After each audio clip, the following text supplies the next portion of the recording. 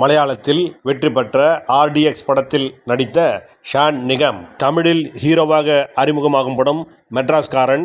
இதில் கலையரசன், நிகாரிகா, ஐஸ்வர்யா தத்தா உள்ளிட்ட பலர் நடிக்கின்றனர். இப்படத்தின் ப்ரமோஷன் சென்னையில் நடந்தது. வாலி மோகன்தாஸ் இப்படத்தை இயக்கியிருக்கிறார். பி ஜெகதீஷ் தயாரித்திருக்கிறார்.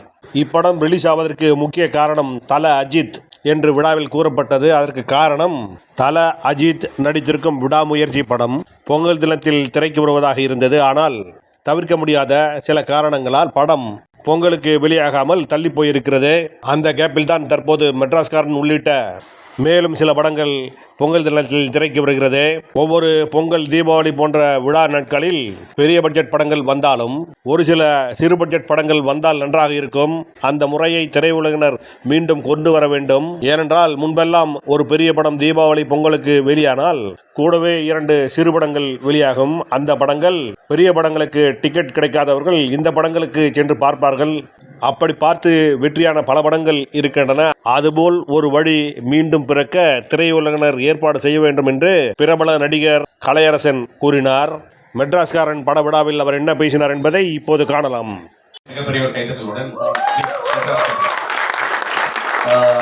எல்லாருக்கும் வணக்கம். வந்திருக்க Prasan media family and friends எல்லாருக்கும், ஃபேன்ஸ் எல்லாருக்கும் ரொம்ப சந்தோஷம், நன்றி. மெட்ராஸ் எனக்கு ரொம்ப என்னோட ஊர். ஸோ மெட்ராஸ் வந்து இஸ் ஸ்பெஷல் எமோஷன். எனக்கு ரொம்ப எமோஷனலாக இருக்கும். அந்த மெட்ராஸ்காரன்ற படத்தில் நான் இருக்கிறதுல ரொம்ப happy. Welcome Shane, welcome to Tamil cinema. கண்டிப்பாக நல்ல படத்தில் பெருசோ சின்னதோ நம்ம நல்ல படத்தில் ஒரு பார்ட்டாக இருக்கிறது ஒரு சூப்பரான விஷயம் தான். நிறைய பேர் எல்லாரும் தேங்க் பண்ணிட்டே இருக்காங்க. காலிலேருந்து அவர் சொல்லிட்டார், 2 ஈவெண்ட் போயிட்டு வந்தேன் சார், டயர்டாக இருக்குது, கிளம்பணும் வீட்டுக்கு, கடை வேற மூடுவாங்க அப்படின்ட்டாரு. அதனால யாரெல்லாம் தேங்க் பண்ணோம். First Jagadish bro. ஓகே, கொஞ்சம் யூஸ்வலான சவுண்ட் ஆகும், பரவாயில்ல. பிகாஸ் ஏன்னா சில பேர் சில விஷயங்களை வாழ்த்தி தான் ஆகணும். ஏன்னா ஜெகதீஷ் ப்ரோட ஃபர்ஸ்ட் படம் மாதிரி இல்லை. ஏன்னா படம் பண்ணுறது எனக்கு தெரிஞ்சு ஈஸி இல்லை. மீன்ஸ் அவ்வளோ கஷ்டம் இல்லை, பண்ணிடலாம், ப்ரொடக்ஷன் பண்ணிடலாம். பட் அதை ரிலீஸ் பண்ணுறது தான் இங்கே ரியல் கேமு. ஸோ சாதாரண விஷயம் இல்லை. அப்புறம் இன்னைக்கு பிஸ்னஸ் இருக்க விஷயத்தில் வந்து ஓடிடியோ சேட்டலைட்டோ ஏதோ பெருசாக சின்ன படங்களோ ஒரு மீடியமான படங்களோ சில பெரிய படங்களுக்கே கூட பிரச்சனைகள் இருக்குது. அப்படி இருக்கும்போது ஒரு படத்தை முடிச்சிட்டோம், நம்ம முடிஞ்சிச்சு, அதுக்கப்புறம் வந்து எப்படிலாம் காஸ்ட் கட்டிங் பண்ணலாம் அப்படின்னு மட்டும் தான் யோசிப்பாங்க.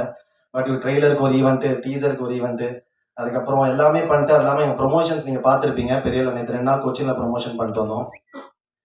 ரொம்ப சூப்பராக ஒரு என்னன்னா, இப்போ என்ன யாரோ கேட்டாங்க, இங்கே என்ன ப்ரொடியூசர் நிறைய பணம் வச்சிருக்காரு அவனு. நான் சொல்கிறேன், நல்ல மனசு வச்சிருக்காரு அப்படின்னு. சும்மா பணம் எவ்வளோ இருந்தாலுமே ஒரு நாளைக்கு 10 ரூபா 20 ரூபா செய்யணும்னால அது நல்ல மனசு வேணும். ஒரு நாளைக்கு 1 கோடி சம்பாதிச்சாலும். தேங்க்யூ ஜெகதீஷ் ப்ரோ, ஒரு அமேசிங் பர்சன். ரொம்ப லேட்டாக நம்ம ஃப்ரெண்ட்ஸ் ஆகிட்டோம். ரிலீஸ் முன்னாடி இருந்தால் இன்னும் நல்லா இருந்திருக்கும். அப்புறம் எங்கள் டீம் ஐஷு, நிகாரிகா நம்ம சேர்ந்து நடிக்கல, பட் நெக்ஸ்ட் ஃபிலிம். அப்புறம் ஷேன் ப்ரோ, நைஸ். ஏன்னா ஷேன் எனக்கு தெரிஞ்ச நேற்று கொச்சியில் பண்ணும்போது நிறைய பேர் கேட்டாங்க ஹவ் யூ சி ஷேன் அப்படின்னு.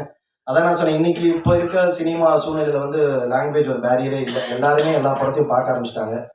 நீங்கள் மஞ்சுமல் பாய்ஸ் இங்கே எப்படி ஓடிச்சுன்னு பார்த்தோம், ஆர்டிஎஸ் இங்கே எப்படி ஓடிச்சுன்னு பார்த்தோம். ஸோ அதனால் அது இல்லாமல் இப்போ அங்கேருந்து ஒரு ஆக்டர் வந்து இங்கே பெர்ஃபார்ம் பண்ணும்போது, இங்கேருந்து ஒரு ஆக்டர் அங்கே போய் பண்ணும்போது சினிமா லவர்ஸ் ஜென்ரலி எல்லா ஃபிலிம்ஸையும் ஃபாலோ பண்ணுவாங்க. பட் பப்ளிக் வந்து சில படங்கள் தான் பார்ப்பாங்க.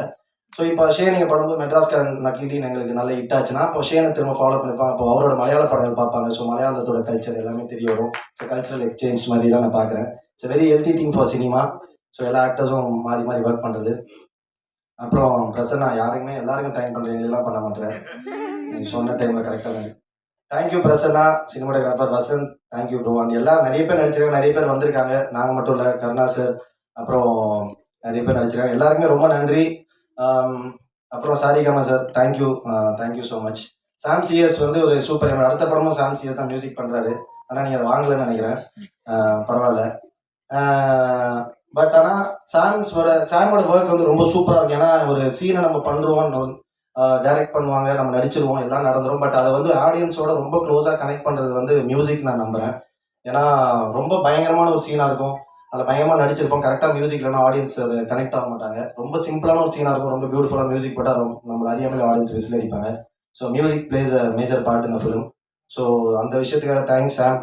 ஐ திங்க் எல்லாருக்கும் நன்றி சொல்லிட்டேன்னு நினைக்கிறேன். இந்த மாதிரி கொஞ்சம் ஃப்ளோவாக பேசினா யாரோ ஒருத்தர் வந்துடும். ஷரண், தேங்க்யூடா, so much, thank you so much. அப்புறம் எல்லாருக்குமே ரொம்ப நன்றி. பிரசன் மீடியா அப்புறம் தொடர்ந்து ஆரம்பத்துலேருந்து எங்களுக்கு ஆக்டர்ஸ்க்காக இருக்கட்டும் இல்லை மூவி சம்மந்தப்பட்ட எல்லாருமே எந்தவித எதிர்பார்ப்புமே இல்லாம அன்பு தர ஒரு ஃபேமிலி அண்ட் ஃப்ரெண்ட்ஸ் தருவாங்க. கண்டிப்பாக அதை மீறி ஃபேன்ஸுன்னு ஒருத்தவங்க வந்து எல்லாருமே பயங்கரமாக ஜெனுவனி லவ் பண்ணுறாங்க.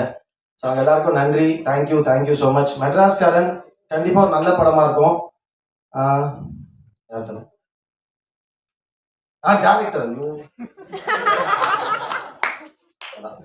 மன்னிச்சுக்கல, அதனால் 2 நாளாக ஒன்றா தான் இருந்தேன், மறந்தாலும் தப்பு இல்லை. தேங்க்யூ வாலி வந்து மெட்ராஸ்காரன் கதை நீங்கள் சொன்னார்.